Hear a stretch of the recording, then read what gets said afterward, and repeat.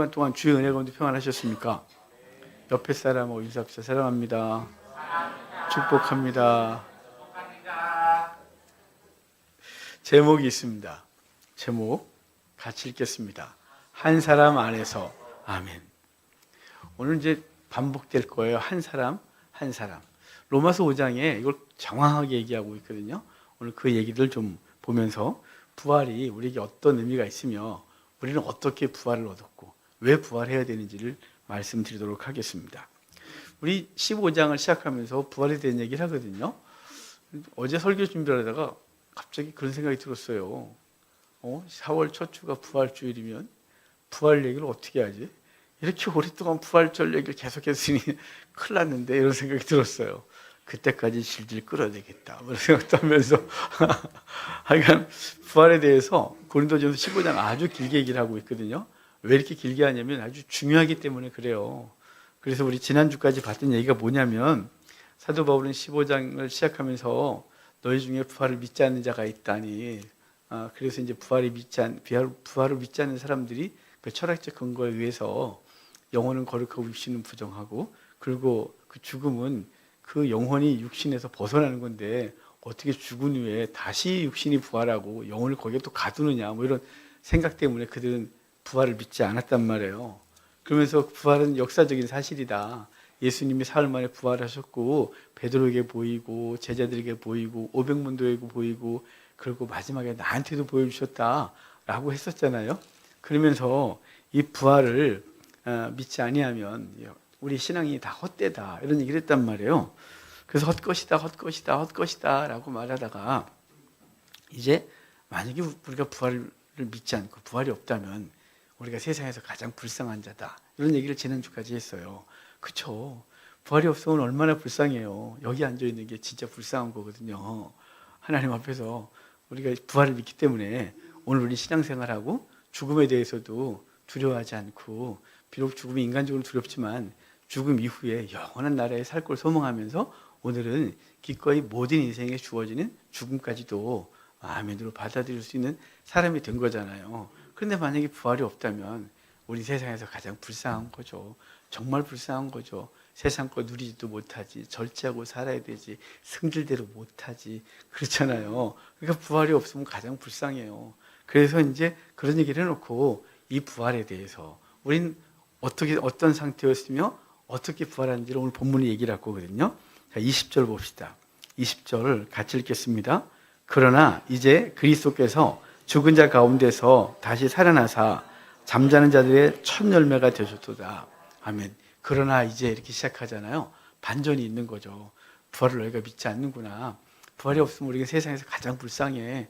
부활이 없으면 어떡하니? 그러나 이제 우리에게 부활이 있다. 그런 거죠. 그리스도께서 죽은 자 가운데서 다시 살아나사 잠자는 자들의 첫 열매가 됐다. 그리스도께서 살아나셨대요. 사실은 그리스도께서 죽었는데요. 그리스도께서 스스로 살아난 게 아니라 아버지 하나님께서 그걸 살리세요. 그래서 살리시고, 그래서 부활이 실제적 사건임을 예수님이 먼저 우리에게 보이시는데요. 첫 열매래요. 이 첫 열매가 갖고 있는 의미가 있습니다. 이 첫 열매는요, 시작을 의미하는 첫 번째라는 첫 열매도 되지만, 이게 오늘 본문 원어가 갖고 있는 의미는 뭐냐면요, 대표성의 원리를 갖고 있어요. 그러니까 여러분 11조를 드리잖아요. 10분의 1이 갖고 있는 의미가 뭐예요? 10분의 1은 10이 다 주의 것인데 그 중에 1을 대표로 해서 하나님께 고백으로 드리는 거잖아요. 이거 원래 다 주님이 주신 겁니다. 내 능력 아니고 내가 노력해서 얻은 것 같으나 사실은 노력한다고 다 얻어지는 거 아니잖아요. 열심히 살았지만, 열심히 노력했지만 결과가 주어지지 않을 때가 얼마나 많아요. 그래서 우리는 우리에게 주어진 것에 10분의 1을 고백을 담아 이것은 다 주의 것이었습니다라고 하는 대표성의 원리로 하나님 앞에 드리는 거거든요. 그러니까 이 첫 번째, 이 첫 열매라는 말이 갖고 있는 게 뭐냐면 시작에서 첫이기도 하고, 그리고 대표성을 갖기도 하는 것입니다. 그리고 대표성을 갖고 있고 이것이 대표이기 때문에 나머지는 다 보증을 얻는 거예요. 그래서 이 첫 열매란 말이 굉장히 중요하거든요. 예수님이 부활의 첫 열매가 되셨어요. 근데 그 부활의 첫 열매가 되는 그 시점도 주님께서 아주 딱 맞춘 게 있거든요. 이제 우리가 부활주일이 되면 생각하는 것들이 있는데요. 예수님이 죽으시고 안식 후 첫날 부활하셨잖아요. 새벽에 부활하세요. 근데 부활하신 그 새벽이 이스라엘에서 1년 중 처음 단 한 번 새벽 예배가 있는 날이에요. 새벽 제사가. 그래서 예수님이 부활해서 무덤에서 부활하셨을 때 그때 성전에서 무슨 일이 벌어지냐면 첫 번째 보리단을 하나님 앞에 요제로 드리는 날이에요. 요제는 앞뒤로 흔들어서 올렸다 내리는 거고, 거제는 밭에서 올렸다 내려서 10분의 1을 레위인에게 주는 거라 그랬잖아요. 그러니까 하나님 앞에 첫 열매를 성전에서 요제로 올려드리는 시간이 새벽이에요. 그 첫 열매를 하나님 앞에 올려드릴 때 예수님이 부활의 첫 열매가 된 거죠. 그러니까 보리단 첫 열매를 드릴 때 이 보리 전체를 주 앞에 드린 것으로 이스라엘은 고백하는 거예요. 예수님이 부활의 첫 열매가 되셔서 그와 함께 붙어있는 모든 자들은 부활하는 것이 시작된 거예요. 그러니까 시작에서 첫 번째고, 그분이 우리의 대표로서 부활하셨고, 그리고 그분이 보증이 되셔서 우리의 부활도 그날 확증되고 보증된 거예요. 그러니까 우리의 부활은 우리의 행위나 우리가 뭐 어떻게 살아나리라 아니고요. 우리 그냥 인생을 살다 보면 자연스럽게 가죠.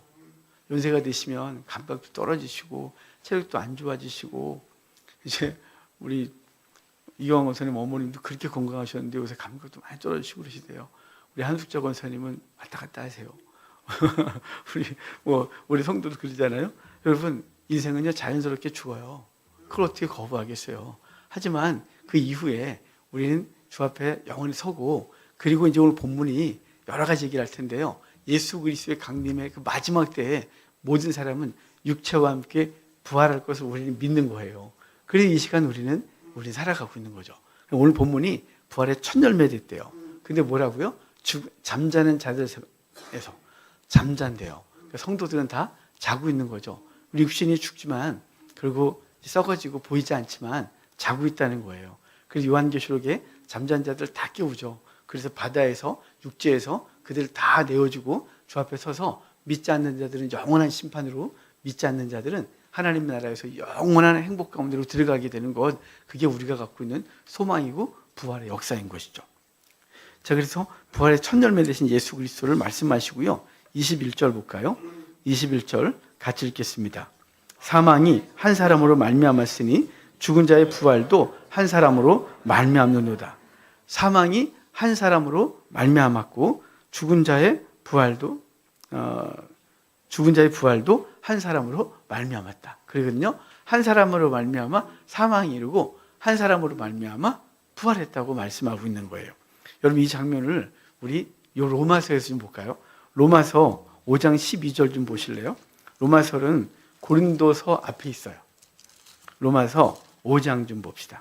여러분 성경을 피십시오. 로마서 5장 12절부터 보도록 하겠습니다. 오늘 본문이 한 사람 이런 얘기 했잖아요. 한 사람으로 말미암아 사망이 이르고 한 사람으로 말미암아 부활을 얻었다고. 그걸 로마서 12장에서 사도 바울이 쓴 성경이라서 그래요. 사도 바울이 로마서를 쓰거든요. 고린도 전서를 먼저 썼고, 고린도 지역 사람들이 집가지기 뭔데 떠들어 라고 한 것 때문에 사도 바울이 고린도로 와서 고린도 들어가지 않고 고린도 후서를 쓰고 로마서를 썼어요. 그러니까 고린도 전서와 로마서의 시점은 얼마 안 되는 거죠. 비슷한 시대에 사도 바울의 그 시나 그 마음이 여기 담겨져 있는 거예요. 5장 12절 제가 하나씩 읽어가면서 여러분에게 설명드릴 테니까 함께 보도록 합시다. 그러므로 한 사람으로 말미암아 죄가 세상에 들어오고 죄로 말미암아 사망이 들어왔나니 이와 같이 모든 사람이 죄를 지었으므로 사망이 모든 사람에게 이르렀느니라. 자, 한 사람으로 말미암아 죄가 들어왔고 그 죄 때문에 사망이 이르렀대요. 그 한 사람은 누구냐면 아담이죠. 아담이 범죄함으로 모든 사람이 사망에 이르른 거예요. 자, 그 다음에 13절 죄가 율법 있기 전에도 세상에 있었으나 율법이 없었을 때는 죄를 죄로 여기지 아니했다. 그러니까 죄가 뭔지 몰랐다는 거죠. 그러니까 죄가 분명하게 드러나는 건 시내산에서 율법이 주어질 때지만 그 전에 에덴 동산에서 선악을 알게 한 나무를 두고 이걸 먹으면 죽어 라고 해서 그걸 어기는 걸 죄. 그런데 그 전에도 인간들이 그랬지만 그걸 어김으로 죄가 분명해졌고 그 죄의 싹은 사망인 거예요. 자, 14절 봅시다. 그러나 아담으로부터 모세까지 아담의 범죄와 같은 죄를 짓지 아니한 자들까지도 사망이 왕노릇하였나니 아담은 오실 자의 표상이라. 자, 그러니까 난 죄 없어 라고 했어도 아담 안에 있는 모든 사람은 다 죄 가운데 있다. 사망이라는 거예요. 그래서 아담은 오실 자의 모형이라 그랬는데요. 이 모형이 그러면 아담이 예수님의 모형이면 예수님 죄지냐? 또 이렇게 하면 안 돼요. 어떤 모형이냐면 대표성의 모형인 거예요. 아담이 대표로 죄를 졌고 그 대표가 죄를 진다면 죄인 것 때문에 모든 사람이 죄인 됐고 그리고 그 죄의 사망이 보증이 돼서 우린 다 태어나는 것과 함께 사망이 이르는 거예요. 그게 모형이에요. 그럼 예수님은 그 첫사람의 모형을 가지고 오겠죠. 자, 15절 봅시다. 그러나 이 은사는 그 범죄와 같지 아니하니 곧 한 사람의 범죄를 인하여 많은 사람이 죽었은즉 더욱 하나님의 은혜와 또 한 사람 예수 그리스도의 은혜로 말미암은 선물은 많은 사람에게 넘쳤느니라. 자, 은사 그러거든요. 은사가 사실 카리스 그리고 뒤에 선물 같은 의미예요. 하나님께서 우리에게 선물을 줬다는 거예요. 아담 안에서 우리는 그냥 인류로 그 인간으로 태어나는 것 자체로 심판을 받고 지옥에 가야 되는데 하나님께서 선물을 주셨고 그 선물이 우리에게 넘친 거죠. 생명이. 16절. 또 이 선물은 범죄한 한 사람으로 말미암는 것과 같지 아니하니 그건 사망을 이뤘죠. 심판은 한 사람으로 말미암아 정죄에 이르렀으나 은사는 그래서 은사와 선물이 왔다 갔다 하는 건 같은 의미를 쓰고 있는 거예요. 은사는 많은 범죄로 말미암아 의롭다 하심에 이르렀느니라. 그러니까 많은 사람이 죄를 졌지만 그 은사, 선물이 주어짐으로 죄에 있지만 여러분과 제가 죄에 있지만 그 선물이 주어진 거예요. 어떤 선물이? 그리스도로 말미암아 생명 얻는 선물이 주어진 거예요. 그리고 믿음은 선물이고 구원은 은혜인 거예요. 17절. 한 사람의 범죄로 말미암아 사망이 그 한 사람을 통하여 왕노릇하였은즉 더욱 은혜와 의의 선물을 넘치게 받은 자들은 한 분 예수 그리스도를 통하여 생명 안에서 왕노릇 하리로다. 아멘. 왕노릇은 좀 이따 할 건데요. 저 본문을 다시 넘어갈까요? 그러니까 한 사람 아담으로 말미암아 모든 사람이 죄를 범했고 한 심판에 이른 것처럼 한 사람 예수 그리스도의 순종하심으로 그가 아버지께 순종하심으로 우리의 죄를 짊어지고 죽으심으로 우리에게 생명을 얻게 하신 그 부활에 이르게 하신 것을 로마서에서도 말하고 고린도전서에서도 지금 말씀하고 있는 것입니다. 그러니까 우리는 아담 때문에 사망에 이르렀고 예수 그리스도 때문에 생명을 얻었다는 사실을 분명히 기억하시는 거예요. 그러니까 종종 우리 신앙생활하면서 넘어지잖아요. 안 넘어지시는 분이 있으세요? 저도 종종 넘어지고요. 제 속에 있는 죄성이 저를 늘 괴롭히거든요. 그것과 싸우지만 그것이 표출되지는 않지만 내 속에는 여전히 죄된 생각들과 악한 본성이 내 속에서 끊임없이 있어요. 하나님이 제 중심을 보신다면 저는 영원히 형벌을 받는 게 마땅한 사람이지만 하나님께서 우리에게 주신 놀라운 은혜, 그 은혜가 우리를 사망에서 건져 생명에 이르렀다는 것이에요. 이건 절대 잊으면 안 되는 거예요. 성경 전체를 다 잊어도 괜찮아요. 성경 몰라도 괜찮아요. 하지만 우리의 구원이 어떻게 됐는지에 대해서는 잊으면 안 되는 거예요. 우리의 원래 상태는 사망에 이른 상태. 아담의 범죄로 다 죽었다 이 말이에요. 과거가 죽은 거죠. 그래서 에베소서 2장 1절에 뭐라 그래요? 너희 죄와 허물로 죽었던 너희. 죽었던 너희. 죽을 것지도 모르는 것이 아니에요. 죽을지도 모르는 우리를 살려주신 아니고요. 죽었던 우리를 예수 그리스도가 그 죽음에서 우리를 건져내셔서 그 대표가 건진 받으면서 그 대표가 살아나면서 그와 함께한 모든 사람들이 함께 살아나는 것. 이게 부활의 역사인 거예요. 그걸 이어서 얘기하거든요. 자, 그러면 22절 봅시다. 22절. 아담 안에서 모든 사람이 죽은 것 같이 그리스도 안에서 모든 사람이 삶을 얻으리라. 자, 아담 안에서 또 그리스도 안에서 그러죠. 이게 성경에서 이 안이라는 말이 되게 중요한 단어거든요. 엔 크리스토스 그래서요. 엔 인이에요. 영어로 하면. 그런데 엔이 뭐뭐 안에서 그러는데요. 이 헬라어 이 엔이 굉장한 많은 의미를 갖고 있어요. 그냥 일반적으로는 안에서라고 하는 말이 있지만요. 뭐뭐 의해서라는 뜻도 있지만 또 여러 가지 중에 오늘 본문이 우리에게 말하고 싶은 얘기 뭐냐면요. 뭐뭐와 함께라는 뜻을 갖고 있어요. 엔이요. 뭐뭐와 함께. 그러니까 아담과 함께 사망에 이르렀고요. 그리스도와 함께 생명에 이르는 거죠.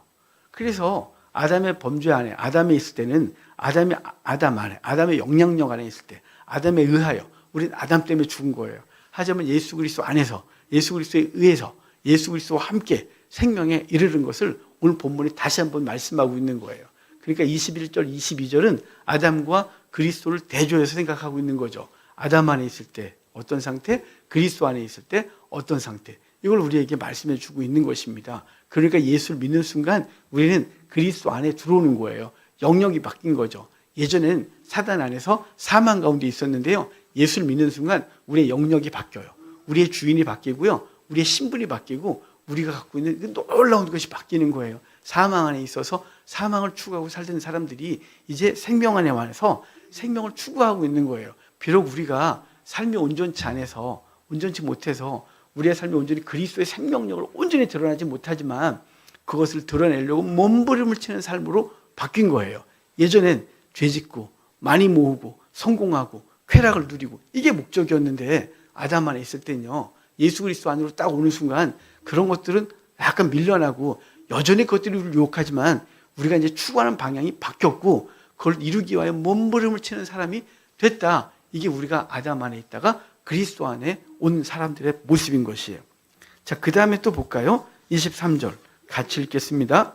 그러나 각각 자기 차례대로 되리니 먼저는 첫 열매인 그리스도요. 다음에는 그가 강림하실 때에 그리스도에게 속한 자요. 자, 부활의 순서에 대한 얘기를 하거든요. 먼저는 첫 열매인 그리스도가 먼저 부활하는 거죠. 과거적 사건이에요. 그리고 이제 그가 강림하실 때라고 말하잖아요. 이 강림이 헬라어로 파루시아 그러거든요.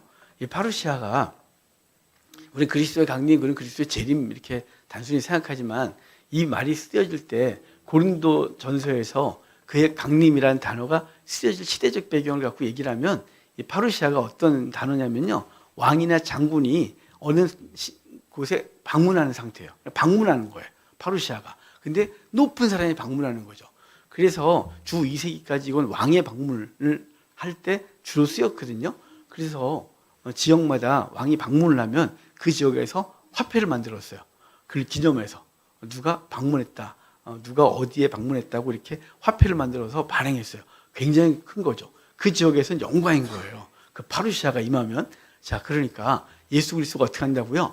영광 가운데 강림하실 거라고요. 왕으로서 강림하신다고. 그래서 아까 로마서 읽을 때 그리스도 안에서 왕 노릇한다 그러잖아요. 그분이 왕으로 오시고 우리는 그분과 함께 왕을 잇는 거예요. 그분이 오시면 이제 그분의 사람들을 찾아내고 그의 추종자들은 그에 붙고 그 대적들은 떠나겠죠. 심판을 받고. 그래서 그의 나라가 임하고 그의 통치가 있게 되는 것, 그게 파루시아예요. 그러니까 그분의 강림이 있으면 우리가 부활을 얻는 것이죠. 그래서 그분의 강림이 사실 이미 우리에게 있어요. 이미. 그래서 예수 그리스도가 우리 안에 강림하셔서 우리 속에 왕노릇하죠. 그리고 아직 그분이 완전히 오지 않아서 우리는 긴장 가운데 있죠. 이미 구원을 얻었으나 아직 완성되지 않았고, 그리고 이미 우리가 예수 그리스도의 강림하심을 얻었으나 우린 그분의 완전한 통치 가운데 있어야 되나 여전히 우리가 왕노릇하려고 몸을 붙이고 그러는 거잖아요. 그분의 방문이 있는 거죠. 히브리어에는요, 이 파루시아와 동격의 단어가 하나 있거든요. 그게 파카드라는 히브리어예요. 제가 여러 번 말씀드렸어요. 방문하다. 근데 히브리 성경에선 그게 어떻게 번역이 많이 됐냐면 권념했다. 생각했다는 뜻이죠. 권념했다요. 그래서 룻기에서 보면 그 대표적인 권념하심이 있어요. 베들레헴이 기근 때문에 고통을 당했거든요. 그래서 굶어 죽고 이주하고 막 그랬어요. 그러다가 하나님께서 그 베들레헴을 권념, 파카드 했다 그래요. 그러니까 그분이 방문하셨죠. 방문해서 그 땅에 다시 풍요로움이 있게 되는 거예요. 파루시아, 그리고 히브리어 파카드 이렇게 되는 거거든요. 하나님의 은혜가 우리 속에 이미 임하게 된 거죠. 그리고 미래적 사건이기도 하고요. 자, 그 다음에도 볼까요? 24절. 그 후에는 마지막이니 그가 모든 통치와 모든 권세와 능력을 멸하시고 나라를 아버지 하나님께 바칠 때라. 그 후에는 마지막이래요. 이 마지막은 이게 아까는 첫 열매에서 시기적이었죠. 이 마지막은 말 그대로 종말 때를 말하는 거예요. 끝에. 그 끝에 주님께서 영광 가운데 왕으로 강림하시고 그리고 모든 대적들을 멸하시며 당신의 백성들을 하나님 앞에 올려드려 그분의 나라에서 영원히 살게 하실 그게 부활의 끝인 거죠. 그래서 하나님께 바칠 때라 이렇게 말하거든요. 요한계시록 6장을 보면요. 5장을 보면 예수님이 그 인을 뗄 자격이 있다고 말하거든요. 예수님께서 그 인을 띨 자격이 어떻게 주어졌냐라고 하는데 그의 피로 열방에서 모든 민족에서 그의 피로 사람을 사서 하나님께 드렸다 이렇게 말해요. 그러니까 지금 여러분과 저는 예수 그리스도의 보혈로 사서 그러니까 속량한 거죠. 리뎀션한 거예요. 대가를 지불하고 우리를 사서 하나님께 드린 거죠. 그 지불한 대가가 뭐냐면 예수님이 핀 거예요. 원래 죄의 삭은 사망 그랬잖아요. 우리가 죄 때문에 죽어야 되는데 우리가 죽으면 끝난 거잖아요. 그래서 우리가 죽은 상태에서 어떻게 할 수 없으니까 예수님이 당신의 생명을 주고 그 피로 우리를 사서 하나님께 드렸기 때문에 그분이 우리의 통치자가 될 수 있고 우리 그의 나라에서 그의 백성으로 살게 되는 것이에요. 그게 오늘 본문에 말씀하고 있는 내용인 거예요. 자, 25절 또 볼까요? 25절 같이 읽겠습니다. 그가 모든 원수를 그 발 아래에 둘 때까지 반드시 왕노릇 하시리니. 왕노릇 한다 그러죠.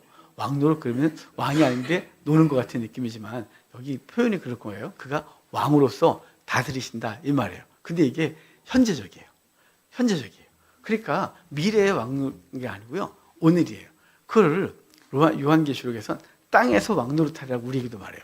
주님께서 왕이시고 그를 믿는 사람들이 이 땅에서 왕노릇하는 거예요. 그러니까 저와 여러분들이 지금 그분과 함께 이 땅을 다스리고 있거든요. 그럼 어떻게 다스리냐?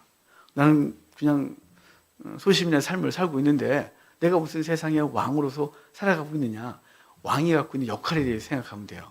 왕이요, 대적들로부터 백성들을 보호하고요. 그리고 백성들이 잘못될 때 책망을 하고 그리고 이제 정치적으로 뭔가를 하는 거겠죠. 자, 그러면 예수 그리스도가 우리 가운데 왕노릇한다 이 말은요. 대적들을 막아서시고 당신의 백성들을 가르치고 양육하는 거예요. 그러니까 그럼 우리는 어떻게 하냐?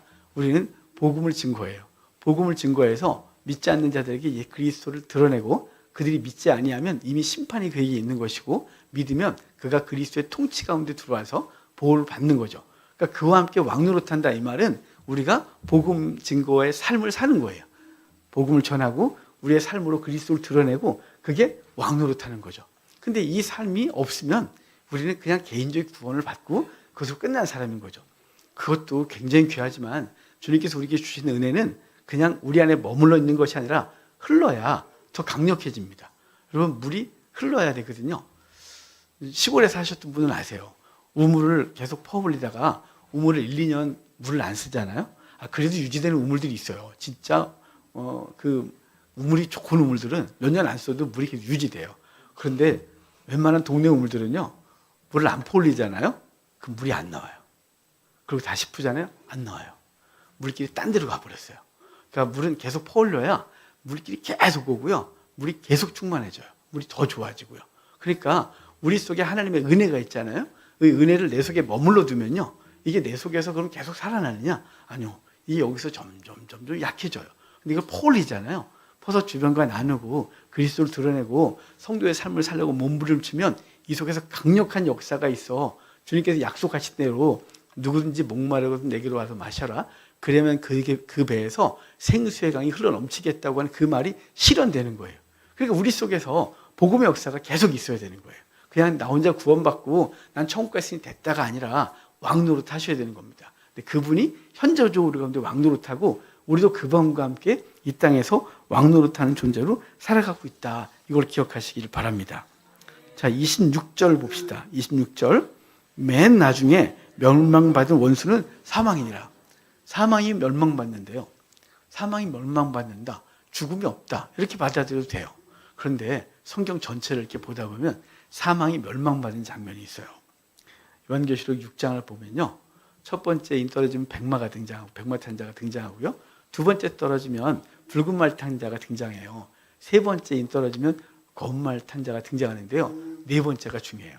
네 번째 인을 딱 떨어지면 청황색 말이 등장하거든요. 시퍼러둥둥해요. 근데 그놈만 이름이 있어요. 그놈의 이름이 사망이라 뒤에 음부가 따르더라 이렇게 말하거든요. 사망이래요. 음부가 따른다는 건 그놈은 영원히 심판받을 놈이라는 거죠. 사망이 영원히 삼킴받는 거예요. 음부에 영원히 삼킴받아요. 그럼 사망은 대체 뭐냐? 사망은 앞에 첫 번째부터 세 번째까지 있었던 것을 얘기를 하는데요. 성도들이 복음 증거하면 그 사단이 성도들 복음 증거하는 자를 죽이는 게 두 번째 붉은 말이에요. 세 번째 검은 말은요. 복음 증거하고 죽지 않고 살아남은 사람들, 복음 증거하다가 죽지 않고 살아남은 자들은 경제적 어려움을 겪는 거죠. 그래서 경제적 어려움을 겪는 걸 얘기를 했는데, 세 번째가 종합적으로 이놈의 사망이라 해서 이놈의 성도들 어떻게 죽이냐? 칼과 기근과 짐승들로서 죽이더라. 그래서 요한계시록에서 성도를 박해하는 대상들 그리고 방식들을 얘가 다 갖고 있어요. 그러니까 사단이 맨 마지막에 심판을 당한다는 거죠. 여전히 사망이 활동하고 있지만 그 사망이 활동하여 우리를 사망의 영향력 가운데 두려고 그래요. 사망의 영향력 가운데 둔다는 말이 무슨 뜻이냐면요, 육신이 죽는다, 그건 잔다 그랬잖아요. 그럼 사망의 영향력은 뭘까요? 사망에 추구하는 건 죄죠. 우리 속에 계속해서 끊임없이 유혹하고 죄짓게 하는 거예요. 여기 죄짓고 싶은 사람이 어디 있어요? 죄인들한테 물어봐요. 형무소에 있는 사람한테 물어봐요. 너 죄 짓고 싶어? 아니라 그러죠. 아니에요. 그냥 그 충동에 못 이기고 자기 속에 욕심에 이끌려 자기도 모르게 남이 꼼치고 자기도 모르게 여기서 막 끓어오른 분노를 총재한테 주먹이 나가고, 그리고 자기 속엔 탐욕이 자기를 절제하지 못하고 사기를 치고, 이게 죄 아니겠어요? 그것이 사망의 영향력 가운데 있는 거예요. 그 사망이 죽고 결국은 그의 나라에는 다시는 바다가 있지 않다 그랬는데요, 바다가 갖고 있는 게 죄의 영향력이에요. 사단의 영향력이에요. 사라지고 다시는 죄가 없는 세상 가운데 우리가 영원히 그분과 함께 살 것을 말씀하시는 것이 성경 전체적인 내용인 거예요. 그러니까 최후에는 사망이 심판을 당하고 없게 되는 거죠. 사망의 영향이 없는 거예요. 여러분, 그놈이 없다면 얼마나 자유로울까요? 저는 제 속에 있는 악한 본성 때문에 늘 씨름하거든요. 이것을 갖고 무슨 드러내고 있냐? 어떻게 목사가 죄 짓고 살겠어요? 드러내고 막 남이 꼼치겠어요? 누구 때리고 다니겠어요? 옛날에 우리 애들 좀 때렸는데, 그건 제가 여전히 평생 사고할 거예요, 우리 아이들한테. 그걸 제가 교육이라고 생각했으니까 교육이 아니었어요. 하여간 뭐 그런 거. 하여간 제 속에 있는 거예요. 그런데 제 속에 꿈틀거리는 죄와 게으름과 이 모든 것들이 좀 없으면 좋겠거든요. 그래서 종종 하나님 앞에 이렇게 기도해요. 주님, 저를 자유롭게 놔두지 마십시오. 제 자유의지를 저에게 주지 마시고 뺏어가십시오, 제발. 저에게 뺏어가시고 당신의 강력한 통제로 날 이끄소서. 생각도 통제해 주시고 행동도 통제해 주시고, 그럼 제가 평안하겠나이다. 이렇게 기도할 때가 있거든요. 여러분은 어떨지 모르겠지만 전 죄 속에 있는 그 악한 것들이 저를 괴롭힐 때 너무 힘이 들어요. 여러분, 하나님께서 그것을 없애버리겠대요. 최후의 그 사망이 심판을 받을 거라고 말하는 거죠. 자, 27절, 28절 우리 같이 읽겠습니다. 만물을 그의 발 아래 두셨다 하셨으니, 만물을 아래에 둔다 말씀하실 때에 만물을 그의 아래에 두시니가 그 중에 들지 아니한 것이 분명하도다. 만물을 그에게 복종하게 하실 때에는 아들 자신도 그때 만물을 자기에게 복종하게 하신 이에게 복종하게 되리니, 이는 하나님이 만유의 주로서 만유 안에 계시려 하심이라. 예수 그리스도가 하나님 앞에 순종을 했고 그것을 우리에게 생명을 주셨는데, 그분은 뭐냐? 만유 안에 그분이 충만히 거하려고 한대요. 만유 안에 만유가 계신 거죠. 모든 것들 가운데 그분이 충만히 임하게 하기 위하여 우리에게 부활의 생명을 허락하신 것이에요. 그러니까 여러분 속에 가득한 것은 죄가 아니라요, 세상 것으로 가득 채우면 안 되고요. 우리를 괴롭히잖아요. 안 괴롭나요? 저 세상 것이 내게 막 들어와서 그것이 나를 움직일 때 정말 괴롭거든요. 예를 들어 무슨 성공에 대한 막 오면 갑자기 잘 나가는 제 동기들이 생각나면서 화가 막 나요. 거울을 보다가 내 얼굴은 왜 이렇게 생겼을까 싶어서 잘생긴 사람들이 떠오르면 화가 막 나고요. 갑자기 돈이 막 궁할 때는 돈, 그러면 제 속에서 탐욕이 막 끌어오르고요. 그것들이 저를 괴롭히거든요. 그런데요, 내 안에 그리스도께서 가득하시면 세상 모든 것이 새하늘과 새 땅이 됩니다. 새하늘과 새 땅이 되는 경험을 여러분이 하셨으면 좋겠어요. 제가 새하늘과 새 땅을 경험한 게 신학교 2학년 말이거든요. 포기하려고 그랬을 때 성경을 다 읽고 탁 나왔는데요, 12월 말이었어요. 그때 여기 그 남양주에 백봉산 기도원이라고 있었거든요. 터널 위에 그 서울 스키장인가 거기 어디 있었어요. 옛날에 그 옆에 기도원이 있었는데 거기 갔어요. 근데 교회들이 막 봉고차로 확 와서 단체로 막 있었거든요. 저는 이제 혼자 배낭 메고 산에 올라가서 성경 읽고요. 그리고 5일 딱 끝나고 있는데요, 하나님이 성경을 통해 살아계신 걸 경험했어요. 그러니까 너무 좋으니까 그래, 맞아, 하나님 살아계셔 라고 하고 배낭을 메고 내려오는데요, 그날 눈보라가 엄청났거든요. 정말 산에서 바람이 불고 한 방울이 막 쏟아지는데요, 다른 사람들은 차로 막 내려가는데 저 혼자 배낭 메고 눈보라를 맞으면서 내려오는 거예요. 근데 불쌍해 보이잖아요. 근데요, 제가 그때 이게 생활과 새 땅이구나 이걸 알았어요. 세상이 온통 아름다운 거예요. 세상이 다 달라 보이는 거예요. 제 속에 은혜가 가득하니까 제 속에 막 염려가 있고 불안함이 있고 의심이 있고 하나님 살아계시니 안 계시니 그리고 현실에 대한 막 이런 거 있을 때는 막 저 지옥이었어요. 그럼 뭔가 결정해야 될 것 같고 막 그랬거든요. 근데 일주일 만에 5일 동안 성경을 딱 읽고 나니까 하나님 제 속에 가득한 거예요. 그 만유 안에 거하신 그분이 내 속에 충만하니까 세상이 눈보라가 꽃잎처럼 보이고요. 그 추위가 하나도 안 추운 거예요. 그리고 봄꽃이 다 내려가고 나 혼자 그 산길을 내려오는데요. 외로운 게 아니고요. 행복한 거예요. 찬송이 막 울려 퍼지는데 그때 알았어요. 이게 새하늘과 새 땅이구나. 그의 나라에서 새하늘과 새 땅이 완성되지만 이 땅에서 그분과 있을 때 새하늘과 새 땅이구나. 그래서 예수님과 함께 있을 때 초막이나 궁궐이나 그것이나 하늘나라가 되는구나. 이걸 경험했어요. 여러분 혹시나 여러분 삶 가운데 지금 지옥을 경험합니까? 지금 두렵습니까? 지금 세상이 막 벌어지는 것 때문에 난 어떻게 되지 싶고 우리 내 사업은 어떻게 되지? 내가 지금 미래를 이렇게 걸어놨는데 내 미래는 어떻게 되지? 라는 두려움이 여러분을 막 괴롭힙니까? 주님의 은혜를 경험하십시오. 주의 은혜를 채우십시오.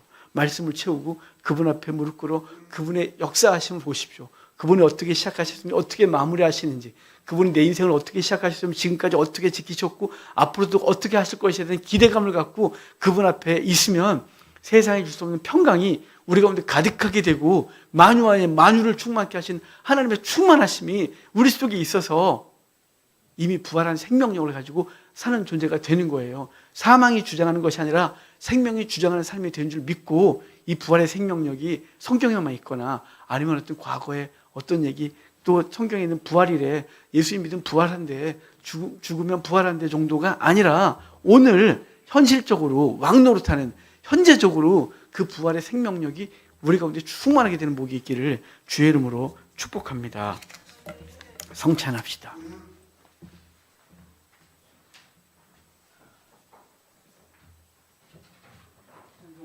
찬송가 494장입니다. 좀 내려주실래요? 494장입니다.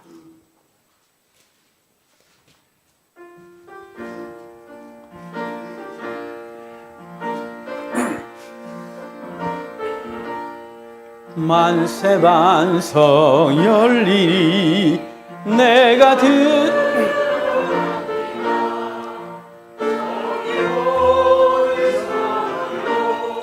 물과 피를 흘린 것 내게 용되어서 정결하게 하소서. 내가 공을 세우나 은혜가 없지 못하네. 쉼이 없이 힘쓰고 눈물 근심 많으나 구속 못할 죄인을 예수 홀로 속하네.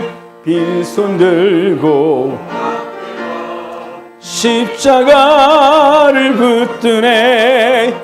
의가 없는 자라도 도와주심 바라고 생명샘에 나가니 나를 씻어주소서. 살아생전 숨쉬고 죽어 세상 떠나서 거룩하신 주 앞에 끝날 심판당할 때 만세 반석 열리니 내가 들어갑니다.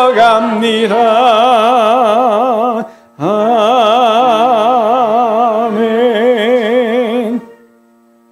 하나님 말씀 요한복음 5장 53절로 57절입니다. 요한복음 5장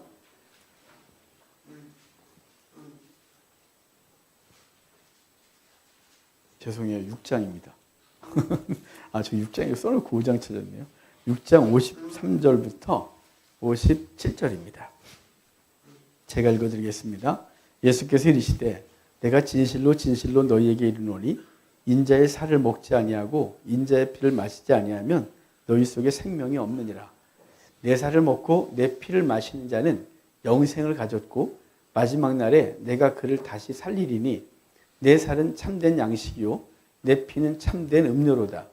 내 살을 먹고 내 피를 마시는 자는 내 안에 거하고 나도 그의 안에 거하나니 살아계신 아버지께서 나를 보내심에 내가 아버지로 말미암아 사는 것 같이 나를 먹는 그 사람도 나로 말미암아 살리라.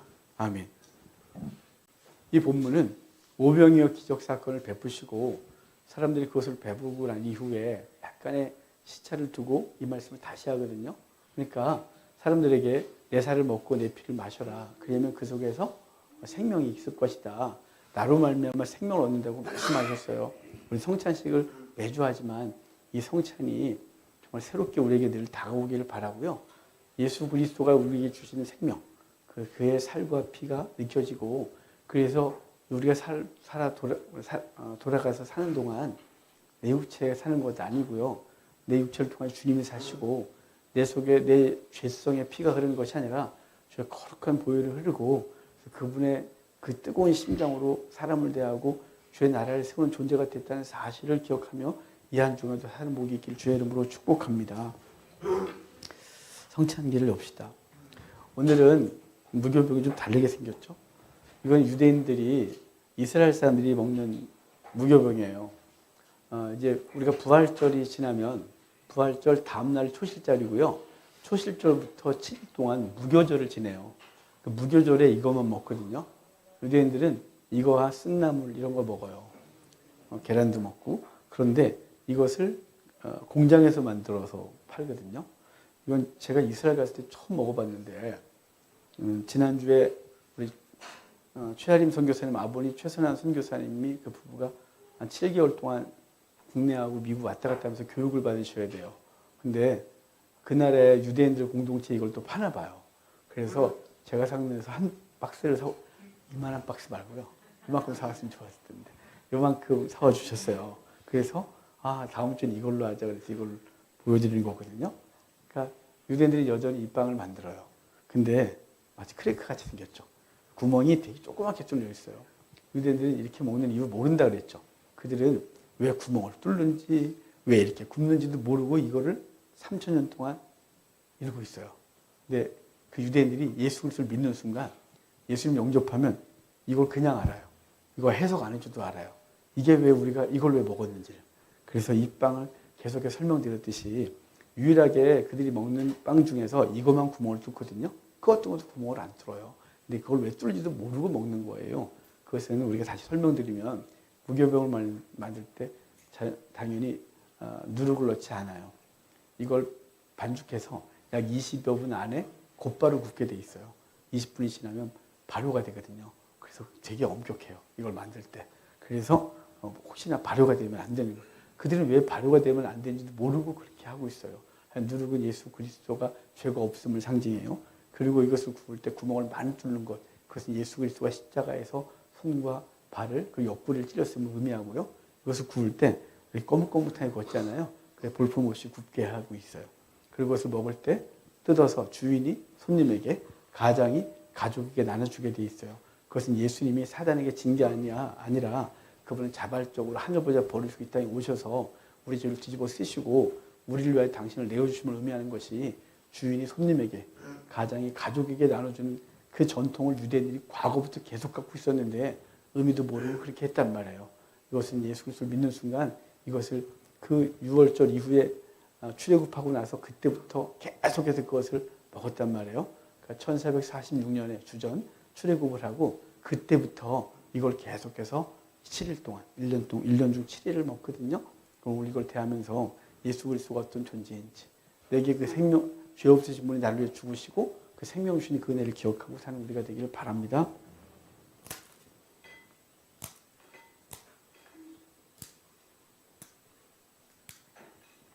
떡을 듭시다. 그리고 주님께 기도합시다. 내게 주신 당신의 몸 헛되지 않도록 이제 내가 사는 것이 내가 사는 것 아니요 나를 위해 죽으신 예수 그리스도를 사는 삶이 되게 해달라고 돌아가서 우리 가족과 주변 사람들에게 그리스도를 드러내는 삶이 되게 해달라고 잠깐 기도하겠습니다. 하나님 감사합니다. 오늘도 주님 피한 은혜 우리에게 주셔서 주의 백성들 주 앞에 이렇게 하나님의 나라를 세우고 있게 하시면 감사합니다. 주님 한량없는 은혜를 쏟아부어 주십시오. 우리는 내 육체 내 건 줄 알고 마음대로 살아갑니다. 죄짓고 내가 원하는 것 얻어내려고 몸부림치고 그렇게 사는 우리를 불쌍히 해주시고 주님께서 주는 위로와 격려가 들어옵니다. 주님, 그렇게 한량없는 은혜를 쏟아부어 주십시오. 우리에게 은혜를 더해 주십시오. 그래서 주님께 영광 돌리게 하시고 하나님 앞에서 특별한 은혜를 누리게 하여 주십시오. 하나님, 돌아가서 우리의 몸을 희생시켜야 되고 헌신의 대상이 누군지 알고 그 삶을 살아내는 우리가 되게 하여 주십시오. 감사합니다. 역사해 주십시오. 하나님 감사합니다. 주님께서 당신의 몸을 주시기 위해 창세전에 예비하셨고 아담의 범죄 이후에 당신을 내어주기로 하시며 우리에게 오셔서 이 땅에 오셔서 우리 죄를 뒤집어 쓰고 죽으시며 이것을 계속 기념하여 기억하게 하신 주여, 오늘도 성찬을 대하면서 돌아가서 난 어떻게 살아야 되는지 생각하게 됩니다. 내게 맡겨진 영혼들, 맡겨진 가족들, 맡겨진 사람들, 그들에게 내가 어떻게 희생하고 내 희생을 통하여 그리스도를 드러낼까 고민합니다. 그런 사람들이 은혜를 더하셔서 기꺼이 죽을 힘 허락해 주십시오. 그들이 죽어, 이들이 죽어 맡겨진 사람들을 살려내게 하옵소서. 감사합니다. 예수님의 이름으로 기도합니다. 아멘. 주님의 모입니다.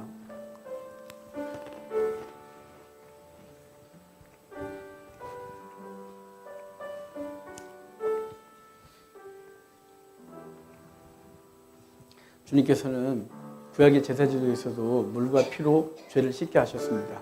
십자가에서 물과 피를 다 쏟아 우리를 씻으시고 생명 주셨습니다.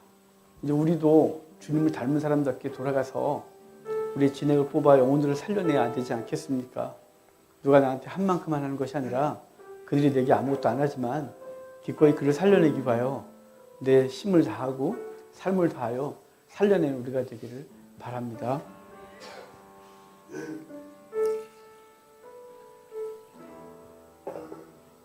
잠을 듭시다. 잠깐 기도하실 때 주님께서 물과 피를 쏟아 우리의 모든 죄와 허물을 씻으시고 생명 주신 것처럼 우리도 돌아가서 그렇게 살게 해달라고 지적질하고 판단하고 정죄하고 나무라고 그런 것이 아니라 끌어안고 용서하고 사랑하고 내가 그를 위해서 무엇을 해줘야 저가 살아날까, 이런 고민하는 우리가 되게 해달라고 잠깐 기도하도록 하겠습니다. 기도합시다. 하나님 감사합니다. 우리 너무 부족합니다. 우리 속에는 죄성이 우리를 끊임없이 괴롭히고 우리 속에 탐욕이 우리를 계속해서 세상과 추구하게 하는 우리 속에 더러운 욕망이 하나님의 원하지 않는 삶을 추구하게 합니다. 하나님, 우리를 불쌍히 여겨주시고 주의 은혜 가운데 살아나고 하나님께 영광 돌리게 되게 하시기를 간절히 소원합니다. 하나님, 우리를 살려주십시오. 살아나 하나님 영광을 위하여 살게 하시고 하나님께 영광을 돌리는 우리가 되게 하옵소서. 이 시간 기도하는 주의 백성들마다 생각나는 사람들 끌어안게 하시고 용서하게 하시고 사랑하게 하시고 희생하여 그 영혼을 살려내는 우리가 되게 하옵소서. 몸과 함께 하시기 바랍니다. 역사하여 주십시오. 하나님 감사합니다. 우리를 살려주신 주님, 우리의 죄를 기억지도 않으신 주님, 이제 우리에게 은혜 주셔서 우리로 세상에 다시 돌아가게 하셨습니다. 삶의 자리로 가서 끌어안게 하시고 용서하게 하시고 품게 하시고, 그리고 정죄보다는 사랑하고 용서하고 내가 그를 위해서 무엇을 할까, 이 고민이 되어져 그 연약한 사람을 위하여 나 자신을 드리는 우리가 되게 하셔서 우리의 가정이 살아나고 주변이 살아나는 그 역사를 우리의 눈으로 보게 하여 주십시오. 감사합니다. 예수님의 이름으로 기도합니다. 아멘. 주님의 피입니다.